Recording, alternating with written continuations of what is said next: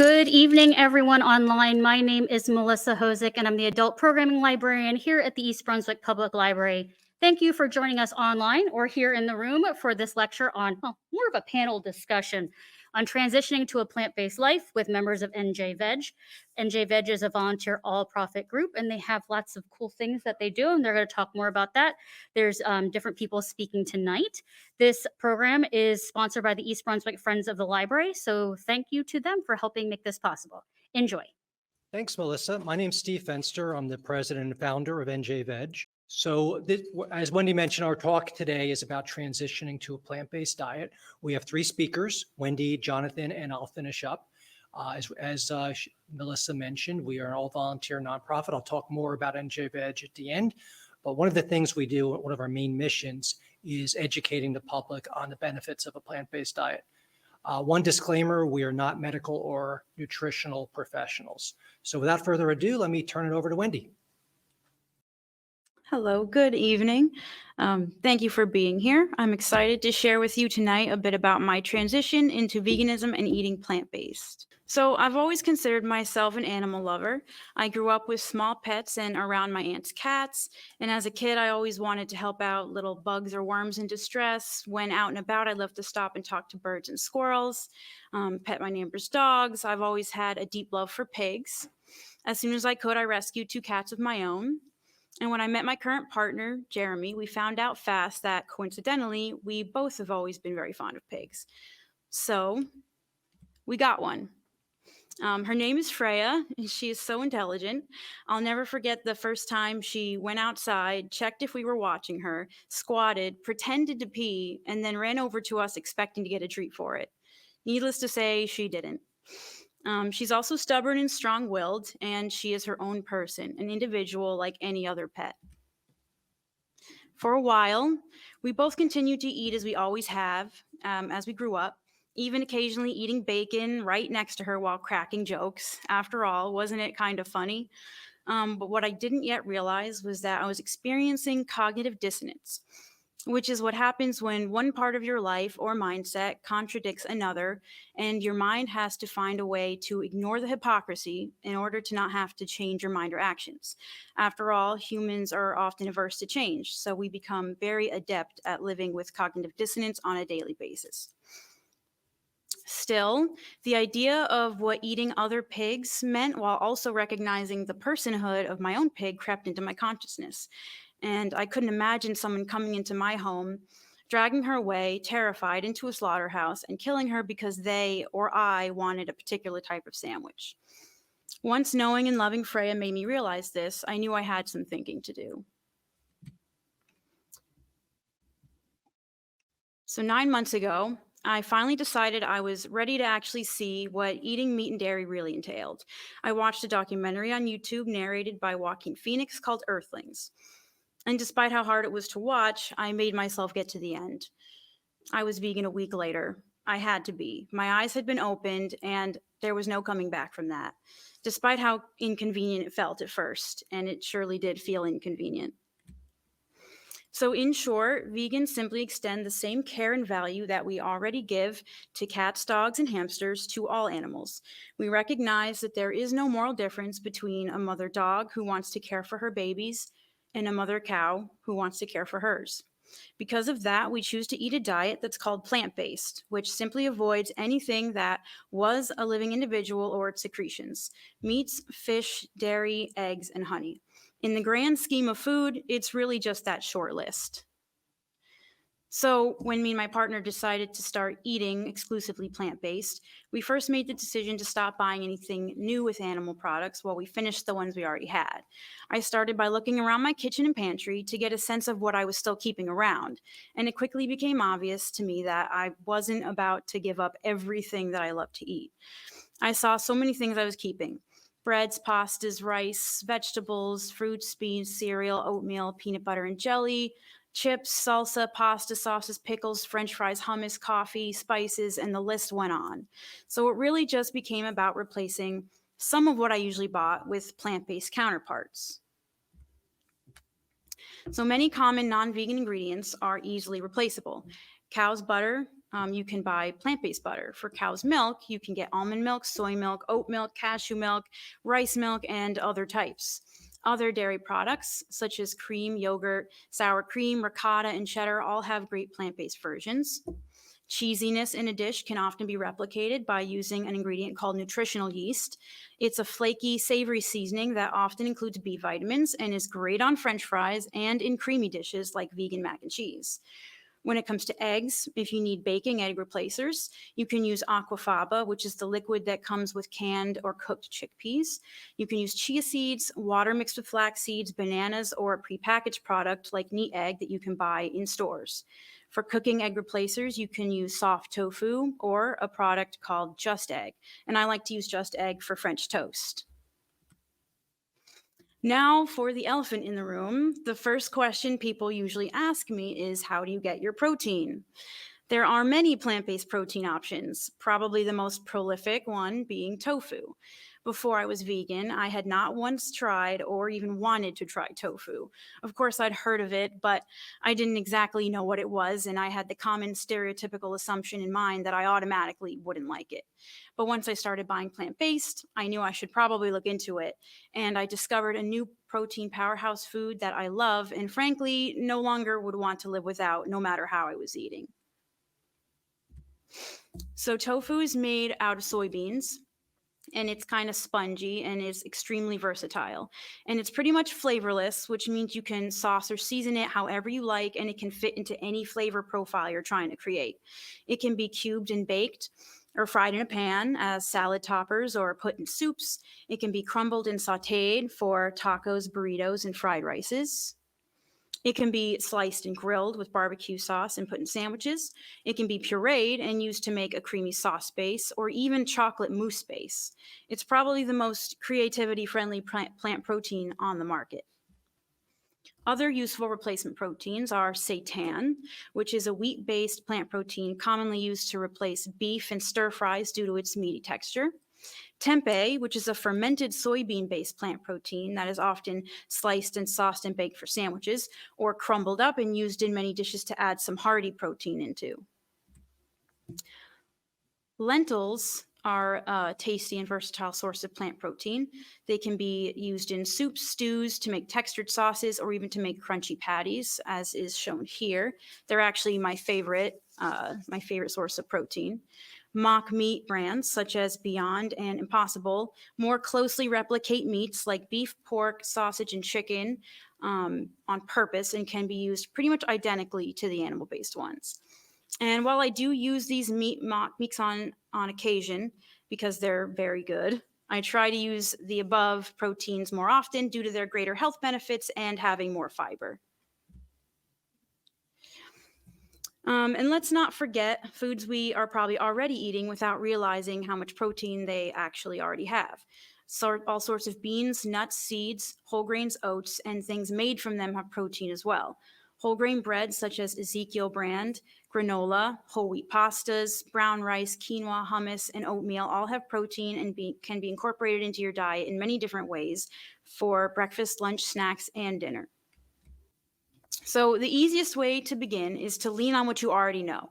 Just veganize it, as we like to say. Thus, many recipes or foods you already make can still be made by simply substituting any animal-based ingredients for plant-based ones. I easily found familiar plant-based options right beside the animal-based ones in stores. For example, you can purchase plant-based Alfredo sauce, pesto sauce, and mayonnaise simply by looking nearby in the same sections of the store. If you're an online shopper, Amazon has a wide selection of plant-based foods that they can deliver right to your door. And of course, the internet has so many vegan recipes for inspiration, which is how I got a lot of my own inspiration for making meals. So as an example, the next time I wanted to make a chili, I realized that most of the ingredients were already plant-based. The beans, the spices, which is probably the most important part, the sauce, the onions, and it only needed a few adjustments. Why not add in another type of bean or even corn? Some plant-based sour cream and cheddar shreds were easy enough to get for the top. Then the beef broth could be replaced with vegetable broth, and the beef could be replaced with chopped and seasoned seitan or crumbled tofu. Now, if you don't cook or make your own food much, there is an abundance of plant-based ready options too. Stores like Wegmans and Whole Foods, for example, carry many frozen vegan options and a variety of foods, such as many types of dinners and full meals, pizzas, burritos, onion rings, fries, egg rolls, pot stickers, rice and vegetables, noodles, burgers, and more. They also have fresh ready options in their hot bars, along with vegan salads, vegetable sushi, seasoned tofu, sandwiches, soups, fries, side dishes, and protein bowls. And of course, there are ready to heat stable options on shelves, like canned and seasoned types of beans, vegetables, pastas and sauces, rice pouches, vegan ramen packets, jarred soups, and more. Another positive is that more and more restaurants now have not one, but multiple plant-based meals and desserts. And of course, there are fully plant-based restaurants and bakeries too. You can find these places easily by using a phone app called Happy Cow. You just put in your location and it shows you places nearby with plant-based options available. And there are more than you may think. A few of my new favorite places to go are True Food Kitchen in Edison, Veganized in New Brunswick, and Papa Ganache's Bakery in Matawan and Cranford. That being said, eating plant-based does not need to be complicated or always involve making elaborate meals. Some of my favorite simple tips are that potatoes, pasta, rice, and grains are easy, great bases for meals that you can always have at the ready. If you don't have one already, consider getting a rice cooker. That was a game changer for me. I got mine after I went vegan for only $30. And now I can easily have rice, quinoa, barley, or farro as a snack or quick lunch or dinner base in my fridge whenever I need it, or whipped up very easily in about 30 minutes. I have sauces and condiments I like to go with my bases: soy sauce, Sichuan sauce, guacamole, pico de gallo, pasta sauce, mushroom gravy, etc. And then, of course, it's also easy to have pre-prepared proteins handy, such as seasoned canned beans in the cabinet, or ready-to-eat cube tofu in the fridge, or packets of pre-made lentils.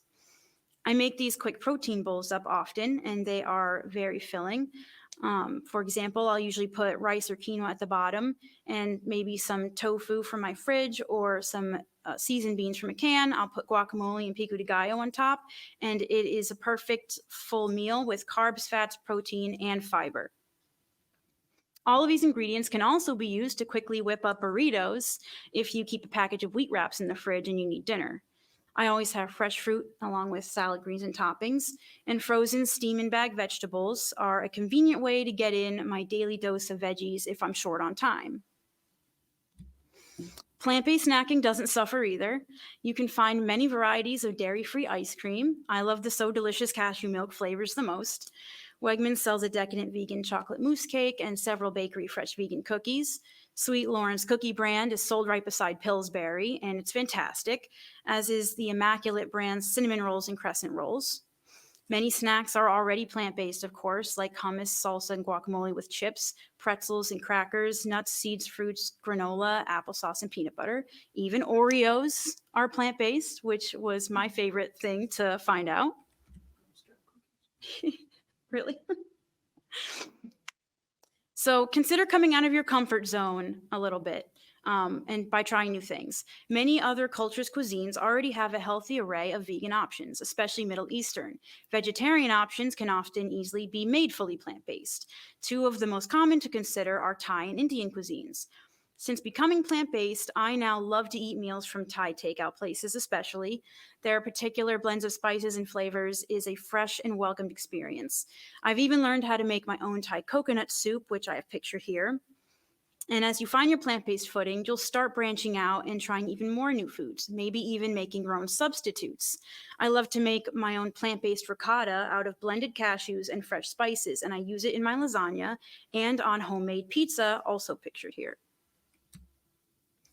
Now, going plant-based didn't only relieve my cognitive dissonance, it actually made me healthier and I feel better too. After eating plant-based for only 9 months, I've dropped 15 pounds without even trying. This is probably because plant-based foods are fiber-rich and usually more filling while also being less calorie-dense than animal foods. My skin got clearer, my digestion definitely got better, and I've found that my mood and energy levels on whole grains, plant proteins, and plant fats are much higher than when I relied on animal fats and proteins. My immune system is stronger too. I've noticed I'm getting sick less often. Now, another really great benefit that I got to see in real time were my cholesterol levels. Before becoming vegan, I'd actually been eating what I thought was a very healthy low carb diet with an abundance of animal foods. But for years straight, my cholesterol numbers were only climbing. Then, after only 4 months eating plant based, I got my levels checked again because I just couldn't wait. I was too impatient. My LDL cholesterol, which had risen to 119 milligrams per deciliter, dropped 62 points to 57. And my total cholesterol, which was 225, dropped 92 points down to 133. And trust me when I say my jaw almost hit the floor when I saw those numbers. Finally, one thing that needs to be considered is that you should supplement with vitamin B12 when you're plant-based. In fact, most middle-aged and older adults, including non-vegans, would benefit from supplementing with B12, since eating animal products in and of itself does not guarantee adequate levels in the diet, especially later in life. Not to mention that the animals we farm are supplemented with B12 anyway, and that's largely why meats today have it to begin with. So, to be completely honest, going plant-based only seems difficult when you haven't done it yet. Once you're actually living it day to day, you will find that it can be just as easy as an omnivore diet. I've also typed up some of my own plant-based recipes that I like to use, so please feel free to grab a copy before you go. And thanks so much for giving me your time tonight. Good evening, everybody. Thank you for braving the cold, the big audience that showed up, and for all of you out there on the computer. My name is Jonathan Vorsheimer. I have a plant-based certificate in nutrition from Cornell University online. Doesn't make me a source. I have sources at the end of this presentation from bona fide doctors who I think everyone could learn from, and I'm so grateful that they shared this information. So my journey started about 10 years ago. I started learning that all these myths, there are myths that were taught to us and passed down from generation to generation, turned out not to be true. And I'd like to go through some of these myths with you. I'd like to share some of my experiences.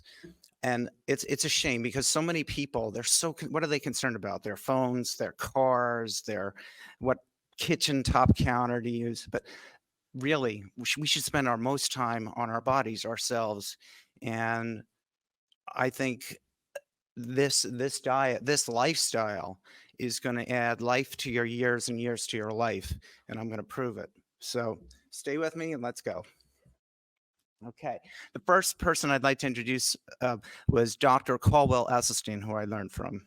Dr. Caldwell Esselstyn was a cardiovascular surgeon, and he was doing stents back in the Cleveland clinic and doing all these bypasses.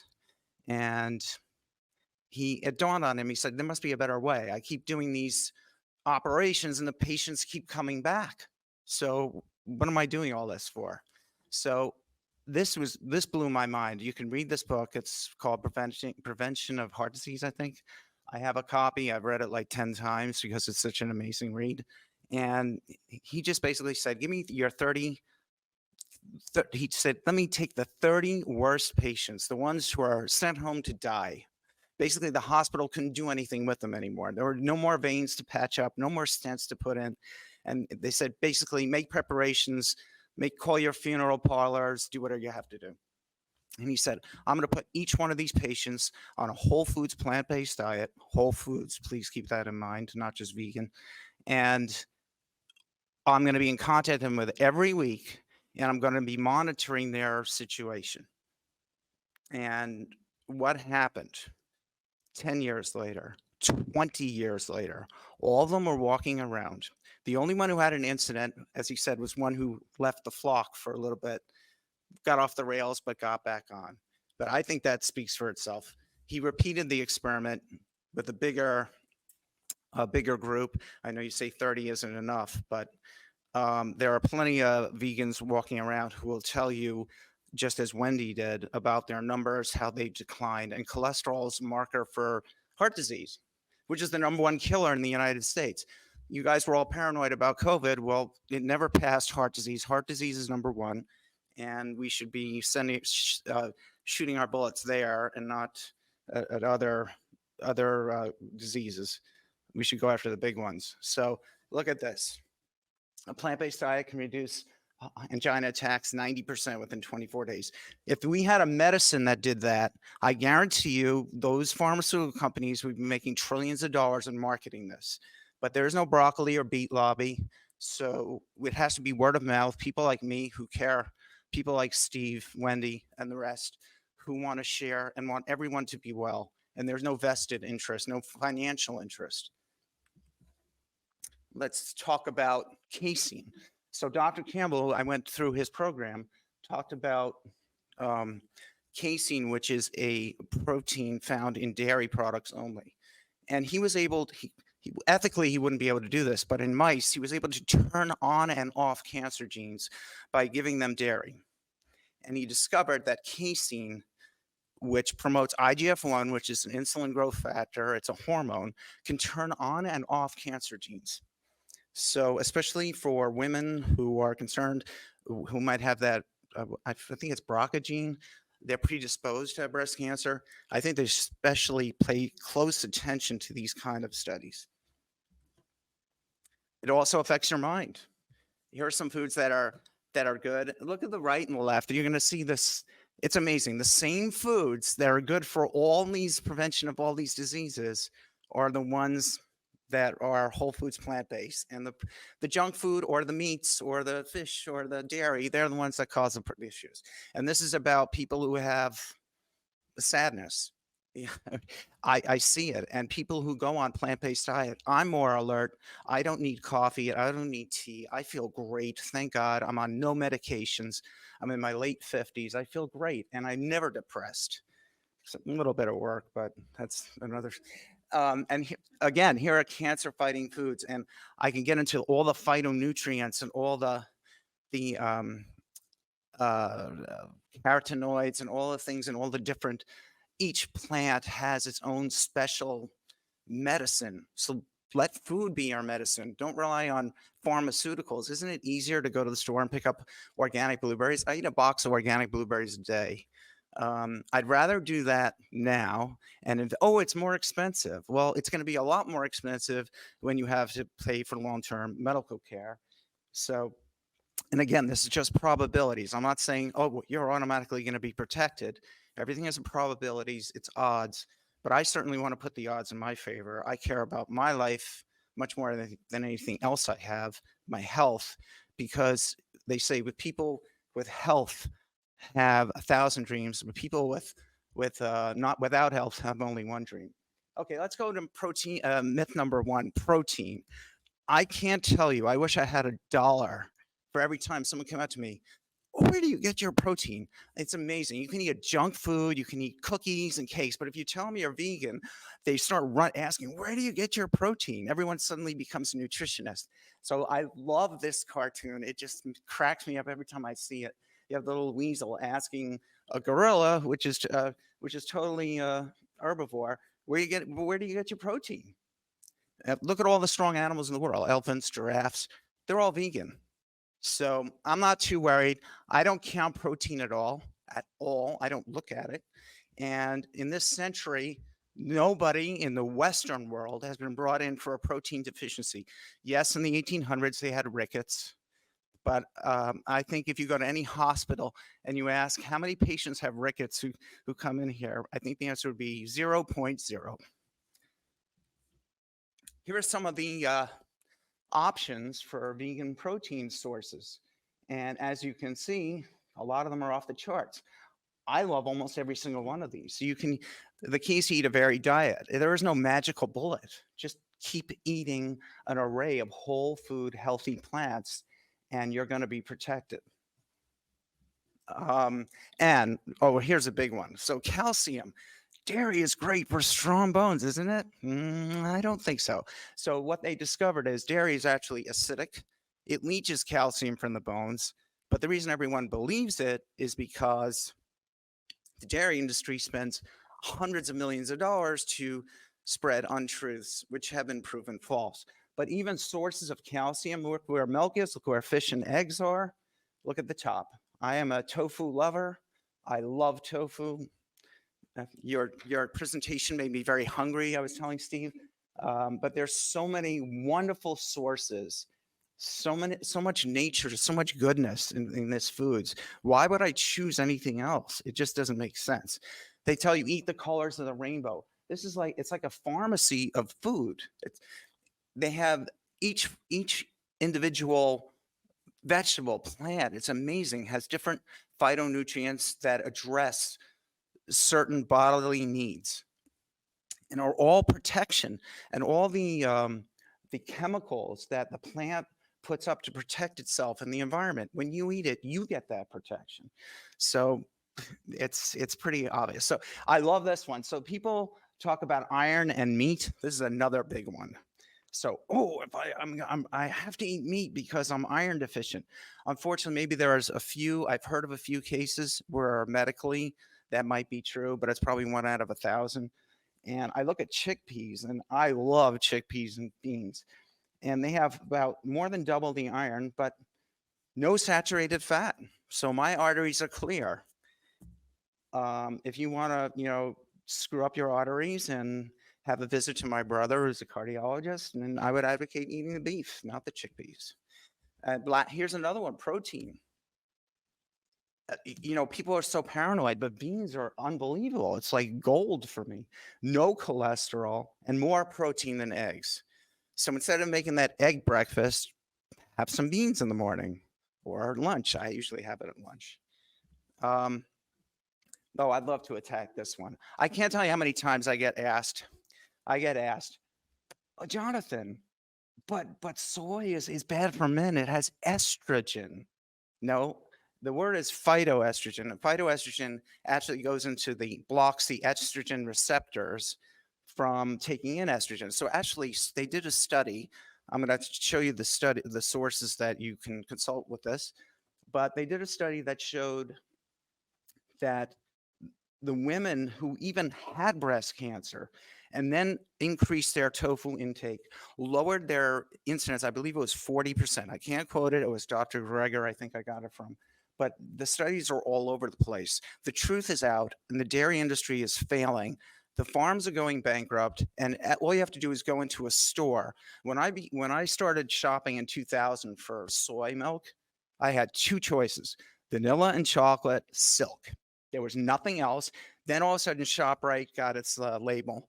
And now you walk into the store, and there's a whole array of plant-based milks, cashew and almond.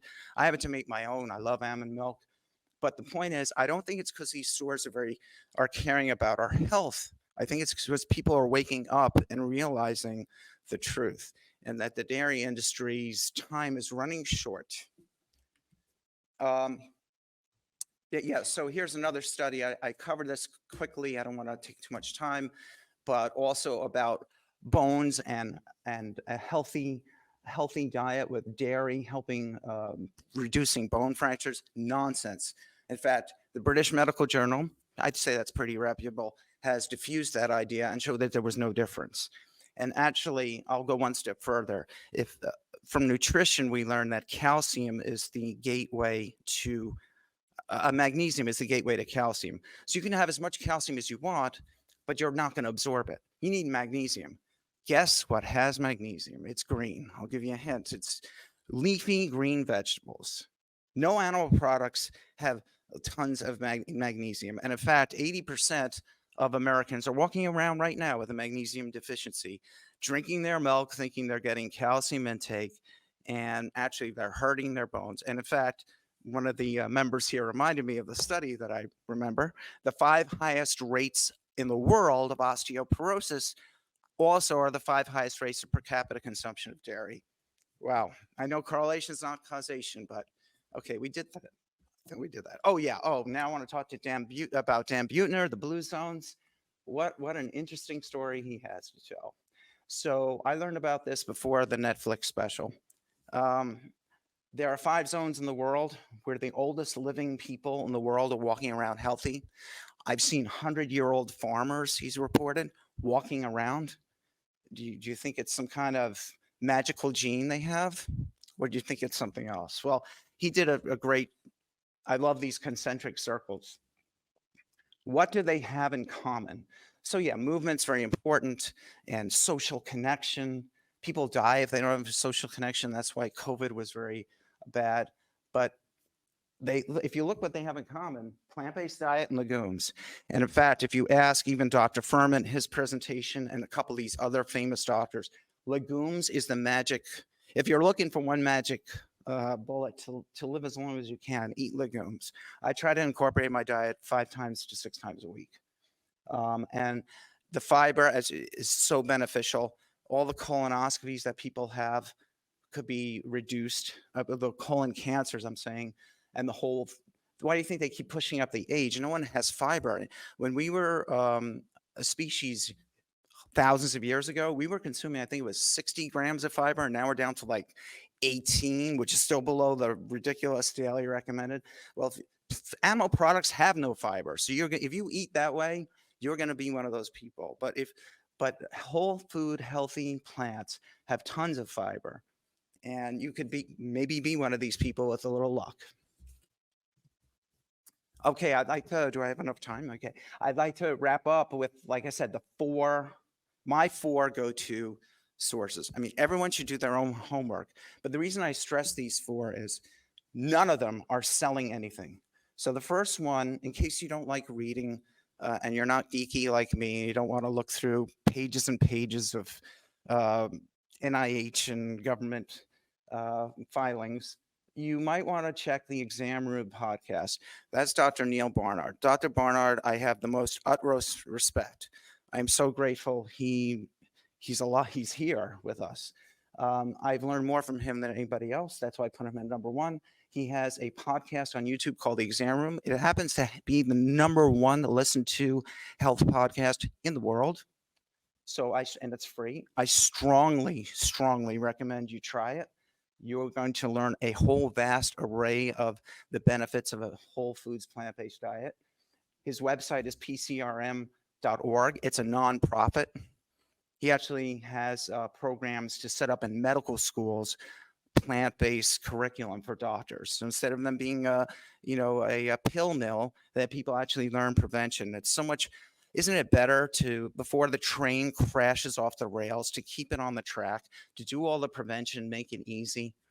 It's much harder to salvage a wreck. I'm a strong advocate of this. And if I could go back in time, I would warn every person I love, including myself. I would just be screaming this message. This was the single greatest, going vegan was the single greatest decision I made in my entire life. Okay. Nutritionfacts.org. Oh, I left the book over there. That's Dr. Michael Greger. Beautiful 2 to 5, 10-minute videos on all different topics that you would ever ask. And again, Dr. Greger is selling nothing. He runs a nonprofit. He's not selling his broccoli. He's not selling carrots. He's just interested in helping people, which is very rare amongst the pharma industry these days. And then you have foodrevolution.org, which is John and Ocean Roberts. I don't know if you've heard of John Roberts. He wrote a book called Diet for a New America. He was the pioneer. He was the first one to advocate this maybe 40 years ago. But his son Ocean, I've met him. They're just a class act, and they've continued it. And that has also wonderful, wonderful sources of information that are invaluable. So I'll now leave the floor open for questions. I could talk for hours about this. I will do the questions later. Steve is next. Sorry, I had a brain fog there. And I'll introduce Steve Fenster next. Thank you very much for your time and for coming. Thanks, Wendy and Jonathan. I'm going to do an executive summary of a hour-long talk I used to do. It's been a while. Last time I did this was well before COVID started, so bear with me if I'm a little pause a little bit more than I should. My plant-based journey I'll talk about. Like most Americans, I grew up eating meat almost every lunch and dinner. I had all kinds of pets. I loved, or so I thought I loved, all animals. Didn't really change how I behaved as far as my diet. Went to college. I took an ecology course, which really had a big impact on me, really opened my eyes from an environmental standpoint. And a lot of things kind of simmered in the back of my mind. After a number of years, I started a gradual transition toward going vegetarian from about 2000 to 2004. It was for some of those environmental reasons that I learned about, and also for ethical reasons. And I'll show you a picture in a little bit of something that really opened my eyes. I never liked dairy very much at all. Basically, pizza, lasagna, and ice cream, baked goods, or eggs. I never ate plain eggs, only baked goods, incidental eggs. But it still took me longer to move away from those. But I eventually gave those up, and I've been vegan since 2010. No animal products at all. Benefits I've had. When I moved to South Jersey in about 2005, I was going to a pulmonologist for my asthma. It was never really bad, but it was moderate. I was on a corticosteroid. After a while, and it kind of, I think, aligned with my giving up milk, dairy products, and other animal products, the pulmonologist kind of weaned me off the corticosteroid. Probably about 2012 or so, I stopped taking it altogether. And a couple of years later, he said, not that I want to lose you as a patient, but I don't think you need me anymore. Haven't gone since. My asthma is very mild since then. My allergy symptoms are better. I also have osteoarthritis, and I'm convinced that my diet has kept the impacts there minimal. Instead of missing animal products, I've actually greatly increased the types of foods I eat.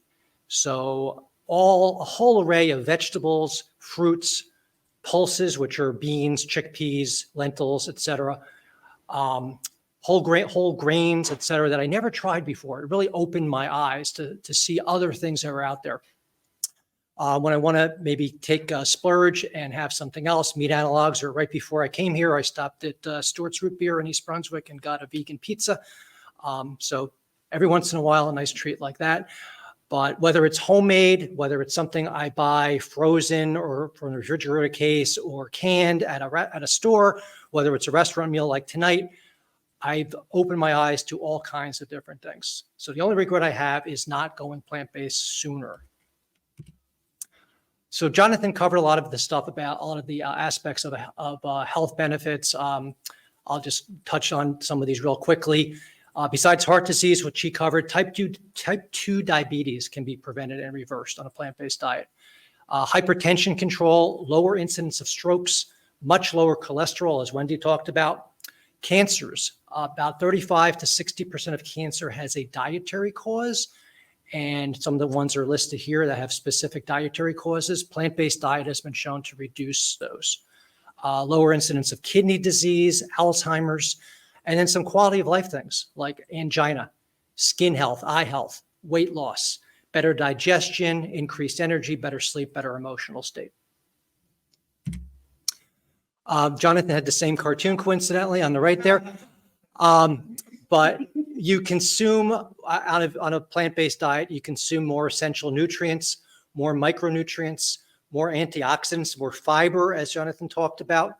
You improve your microbiome. A lot of people don't realize we actually in our bodies have more non-animal cells than non-human cells than human cells. All the trillions of bacteria, fungi, and other non-human cells in our body, and you are nourishing them with prebiotics.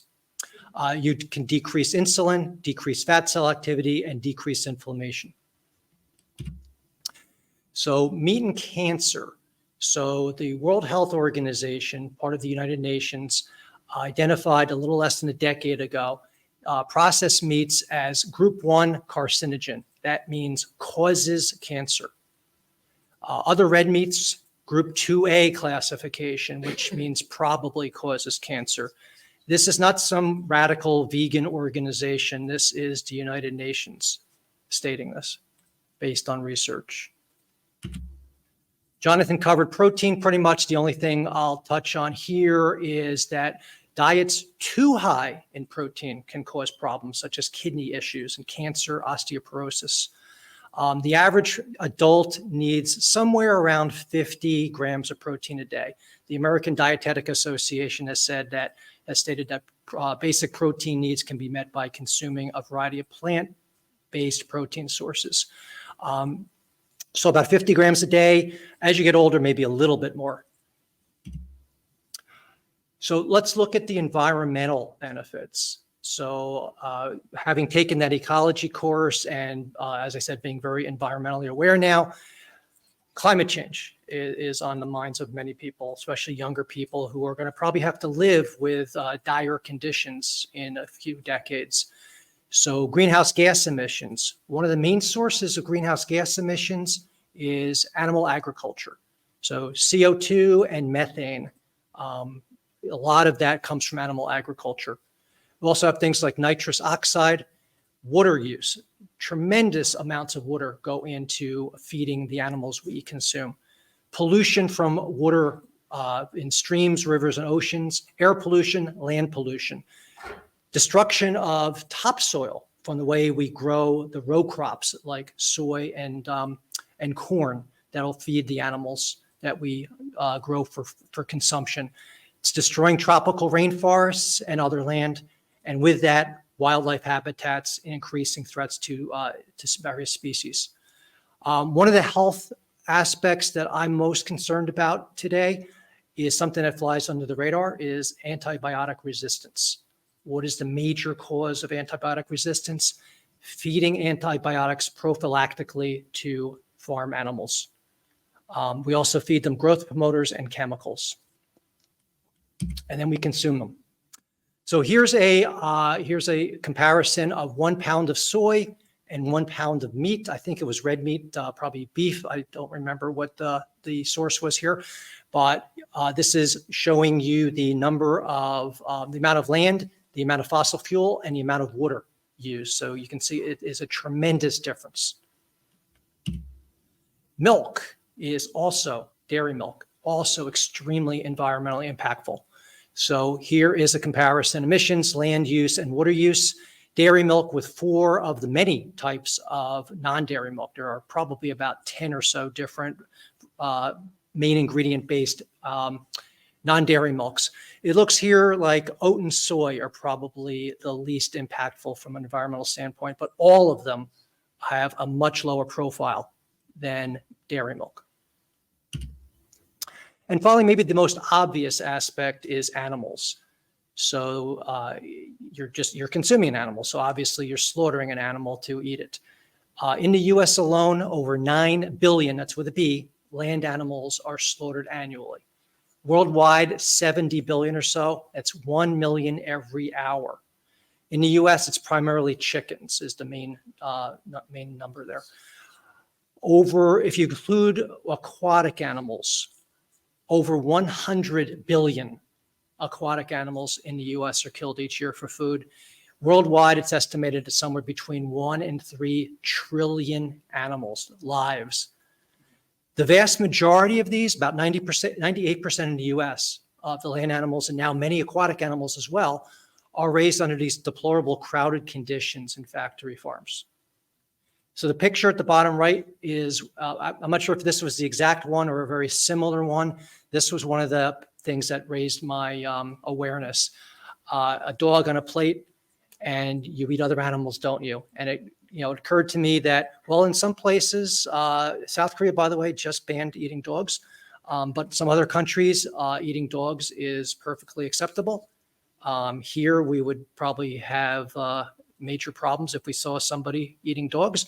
But if you put a pig on the plate, or you put a cow on the plate, or you put a chicken on the plate, nobody gives it a second thought. On a personal level, this is what the average American consumes as far as number of animals, each of these a life. Shellfish is not on here, but that would probably be in the triple digits. So every time you eat a plant-based meal, you're sparing an animal's life. And what I tell people is, if you don't think you can give up meat right away, try something like meat-free Mondays. Just try it for one day, see how you do, and maybe you can start increasing it, because every day, that one day, you're saving 2-3 animals' lives, most likely. Talked a little bit about factory farming, deplorable crowded conditions. Animals, some of them can barely move around. It's filthy. The workers, actually, and many of them have to wear masks because the air is not breathable. Free range, the definition of free range is really full of loopholes. For example, you can have a factory farm full of chickens that are crowded into where they can barely move around, and there is a small door that leads out to a very tiny green area, and they can go out there for, say, an hour a day. Most of them are too afraid to, but that's considered free range. No matter how humanely they are raised, in some cases, maybe on a farm, maybe they are fairly humanely raised, but at the end, death is always there. And slaughter is usually very far from pain-free. Slaughter is not very regulated in this country, especially with poultry. I think there's pretty much no laws at all as far as killing a poultry. Dairy and eggs, even in the best circumstances, are not cruelty-free. So it didn't occur to me till not too long ago, and many people I talk to, the same thing, is cows do not just automatically produce milk. They have to be kept constantly pregnant. And in order for that, they are artificially inseminated typically. Babies are separated after birth. Cows grieve tremendously. Babies are not fed milk because that's for the humans. And most of the male babies are killed outright or become veal calves. Hens are confined in tiny spaces. Sometimes it's the size of a sheet of paper, or in these overcrowded factory farms, as I was talking about. Most male chicks are killed in an extremely cruel manner. So finally, what do you eat on a vegan plate? You've probably seen many versions of food pyramids and the actual My Plate. This is the My Vegan Plate. And as Wendy and Jonathan have kind of covered, basically fruits, several portions of fruits, legumes, seeds and nuts, whole grains, vegetables, supplementing with B12, and your source of calcium, leafy greens, calcium fortified soy milk, tofu, etc. can really give you your full source of calcium that you need. So just a little more about NJveg. As I mentioned, we're an all-volunteer nonprofit. So our mission includes advocacy. So we do things like this, speakers educating the public. We also have an educational outreach table at events like street fairs. We are available online by email. We have a Facebook group, Instagram. If anybody has questions, we will take questions here in a couple minutes. We also provide support to people transitioning to a plant-based diet. So you're not sure what to do. You have questions beyond what we've covered today. We are here to support you. We also provide social opportunities. So you start on a plant-based diet, you want to socialize possibly with other people to make it easier for yourself. We provide opportunities to volunteer. We share meals, vegan potlucks. Volunteer days are at animal sanctuaries. We have these gourmet vegan meals at a couple places that are catered.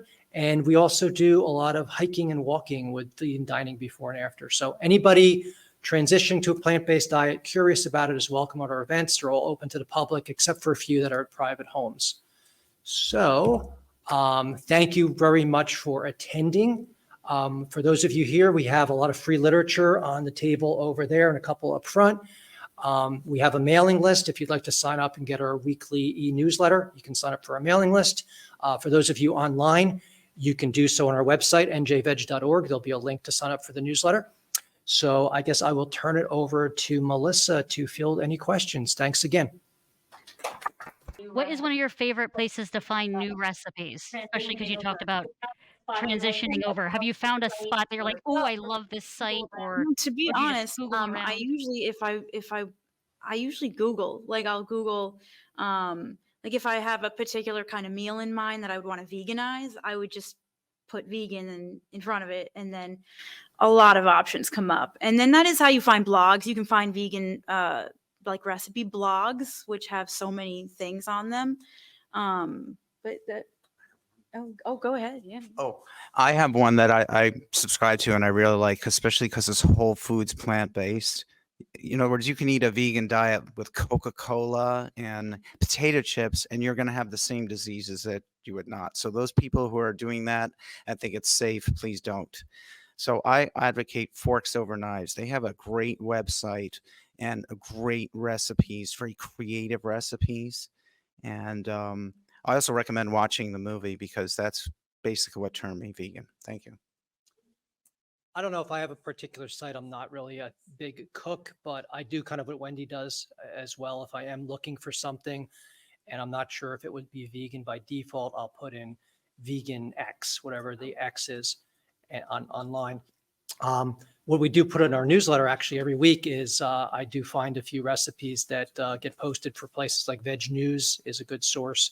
And I put a few links to different recipes in our newsletter. So just a little plug there as well. Oh, the How Not to Die cookbook Oh, is really good. I bought that and it's fantastic. who's it So, by? Michael Greger. I love him. Taste Like Chicken Facebook page was mentioned from the audience. One of them is, can you say one more time the disadvantages of dairy? They're a vegetarian, but dairy is hard to give up. So if someone's on their way from ovo-lacto towards plant-based, they want to know a little bit more about going Okay, through it a you're little not bit more. alone if you have an addiction to dairy. Dairy has casomorphines, which light up the same receptors in your brain that crack and cocaine does. So no surprise that it's hard to give up dairy. There are some wonderful, wonderful transition foods. I personally never crave dairy, but I tell you, every time I make food and people come over, they just love nutritional yeast. That nooch, as vegans refer to it, it's so beneficial, and it's a real way to mask the taste of dairy and a great way to transition. There are also some other dairy-free products out there. I think you mentioned there are coconut.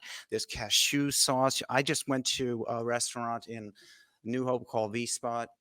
They had an amazing risotto with a cream sauce. The cream sauce is made out of cashew. Cashew is very thick. I'm telling you, if you eat cashew ice cream, you won't even know the difference. I'm not advocating that you do that. I do that once a year or something, but that's another great substitute. I'll also mention that not if you don't want to make your own foods, there are so many options now for vegan ice cream, vegan yogurt, vegan cheese. Many people have said cheese, they can't give up cheese. And what I tell people is try the different cheeses out there. Sometimes you'll try one, you'll find it absolutely gross, but you try a different one and you might wind up liking it.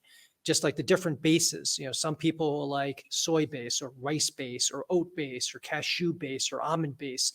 So the solution there is to try different ones, because you will like some that other people hate and they will hate some that you like. Do you want to add anything, Andy? I would have just said that for me, the biggest thing was making the cashew ricotta. I actually included it. I included the recipe for it in my packet. I don't know if we can have the file available. Yeah, I have it on a flash drive right now. Yeah.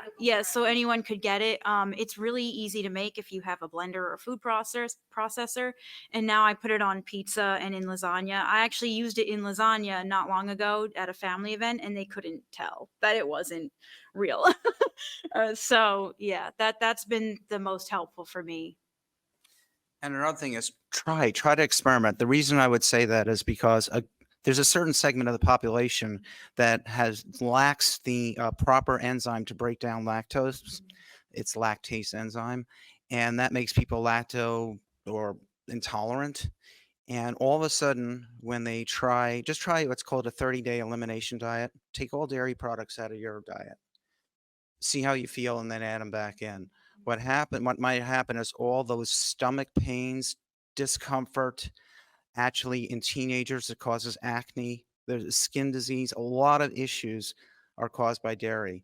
So just the motivating factor of cleaning your body and make yourself feeling better might be the motivation you need to switch.